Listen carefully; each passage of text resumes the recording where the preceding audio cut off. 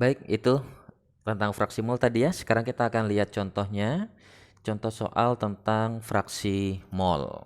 Nah, ini dia contohnya. Hitunglah fraksi mol urea di dalam larutan urea. Berarti namanya larutan urea, berarti di dalam itu nanti ada ya ureanya, ada air ya. Nah, urea ini siapa? Urea urea ini berarti nanti bertindak sebagai terlarut, sedangkan air sebagai pelarut. Nah, sekarang di soal kita diketahui data bahwa ureanya, data yang kita punya di soal hanya persen. Seperti molalitas tadi nih. Kalau ada persen, berarti kita asumsikan yang namanya larutan itu nanti jumlahnya harus 100%.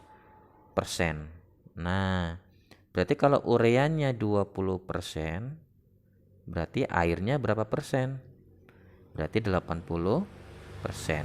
Kalau sudah 80%, nah langsung tinggal kita konversi, ya kan? Kita konversi di sini 20% ini berarti jadi 20 gram, sedangkan 80%-nya jadi 80 gram urea dan air. Oke, seperti itu. Nah, sekarang karena yang ditanya adalah fraksi mol dari urea, maka kita akan cari terlebih dahulu adalah mol. Kenapa butuh mol? Karena rumus fraksi mol tadi kan butuh data mol. Nih, ada mol. Baik mol terlarut maupun mol pelarut. Nah, berarti kita harus cari molnya. Bagaimana mencari mol? Nah, mol yang dicari yang pertama adalah mol urea. Rumus mol itu adalah massa per massa molar atau gram per mr lah gampangnya gitu ya. Massa per massa molar. Nah, berarti gram urea tadi berapa? Gramnya kan 20. Nah, kita masukkan gram ureanya. Gram ureanya 20. MR urea berapa? MR urea 60. Ada di soal nih. MR ureanya 60. Nah, kemudian untuk air, air bagaimana? Air tadi kan 80 gram. Nih, ada 80 gram air. Airnya 80 gram. Berarti kita masukkan angkanya. Rumusnya sama ya, rumusnya tetap gram per mr. Nah, kemudian berapa mr air? MR air berarti kita lihat air itu kan rumusnya adalah H2O. Nah, nanti tinggal lihat di tabel periodik berapa air dari H, berapa air dari O. Nanti kalau dicari, maka ketemulah MR air itu adalah 18. Dapat nih MR-nya. Kalau perlu mulai sekarang diingat-ingat namanya air itu MR-nya 18. Oke, dapat mol, tinggal kita masukkan ke dalam rumus fraksi mol. Oke. Karena yang ditanya adalah mol fraksi mol urea, berarti ya rumusnya adalah NT per NT tambah NP. NT itu mol terlarut, NP ini mol pelarut. Tinggal kita masukkan angka-angkanya. Mol terlarut tadi berarti ini dia 0,33. 0,33. Ini dia angkanya. Sedangkan yang di bawah berarti ini mol pelarut juga ditambahin sama mol terlarut.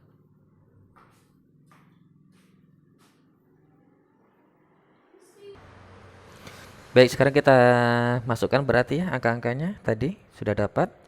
Berarti 0,33 tadi milik urea, airnya ini dia. Masukkan angka-angkanya, dapatlah nilainya nanti. Berarti ini ditambah dulu yang di bawah ini ya. Berarti 0,33 per 4,77 hasil penjumlahan dari yang ini ya. Nah, dapatlah 0,0 maaf 0,069.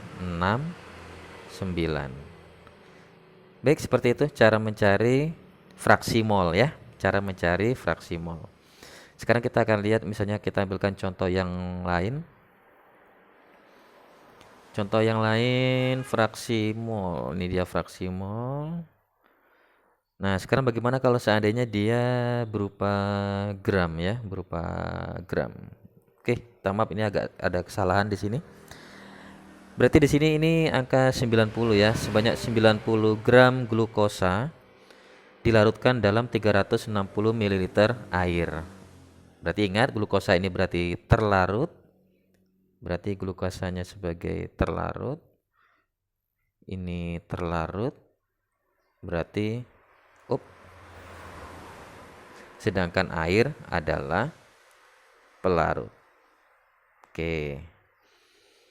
Kita berarti mungkin di ini kurang begitu jelas ya. Bapak coba bantu. Berarti sekarang bagaimana menyelesaikannya? Berarti kita cari dulu dari mol terlarut.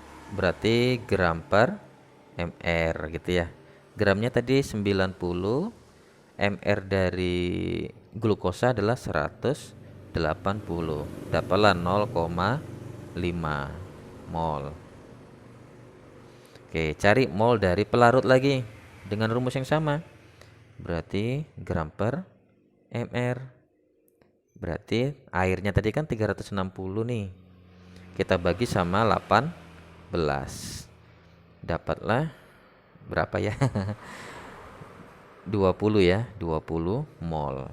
Nah, kalau sudah tinggal kita konversi masukkan ke dalam rumus. Nah, yang ditanya adalah fraksi mol masing-masing nih yang ditanya. Berarti tugas kita adalah cari fraksi mol dari terlarut dan fraksi mol dari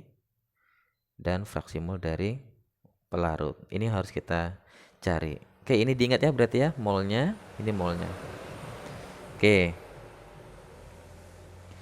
Sekarang berarti kita akan coba selesaikan. Berarti kalau ditanya XT kan berarti rumusnya tadi adalah NT per NT tambah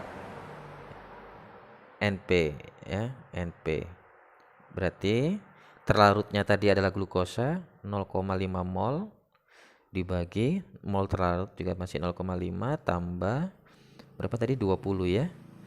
Berarti 0,5 dibagi 20,5.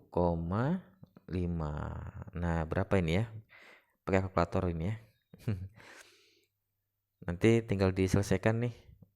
Tolong cari sendiri ya, 0,5 dibagi 20,5.